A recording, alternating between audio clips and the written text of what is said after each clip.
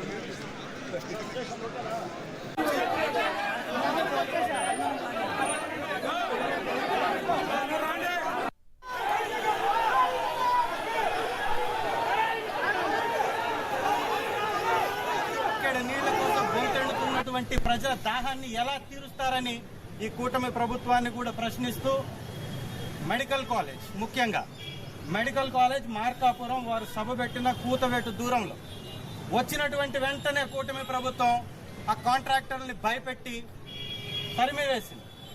ఈ విధంగా విద్యార్థుల భవిష్యత్తుతోటి ఆటలాడుకుంది. ఏ రాష్ట్రమైనా కానీ కేంద్రంలో ఉన్నటువంటి కేంద్ర ప్రభుత్వం ప్రతి రాష్ట్రానికి ప్రత్యేకంగా మెడికల్ సీట్లని కేటాయిస్తూ ఉంటే ఈ పెద్ద మనిషి మాత్రం మేము మెడికల్ కాలేజీల్ని నడపలేం, ప్రభుత్వంలో మాకు చేత కాదు, మేము దీన్ని ప్రైవేట్కి అప్పజెప్తాం, ఈ వ్యవస్థ నేను చెప్తున్నటువంటి దుర్మార్గ నీచమైనటువంటి ప్రభుత్వం ఈ రాష్ట్రంలో కొనసాగుతుంది. ఇది ఇమీడియట్గా ఈ రాష్ట్ర ప్రభుత్వం కూడా వారి విధానాన్ని మార్చుకోవాలి, ప్రజలకు ఇచ్చినటువంటి వాగ్దానాలను నెరవేర్చాలి, యువతకి ఇచ్చినటువంటి నిరుద్యోగ వృత్తి హామీని నెరవేర్చుకోవాలి, ఫీజు రియంబర్స్ చేయాలని వారికి మీ ద్వారా డిమాండ్ చేస్తూ సెలవు. ఇక్కడ నీళ్ల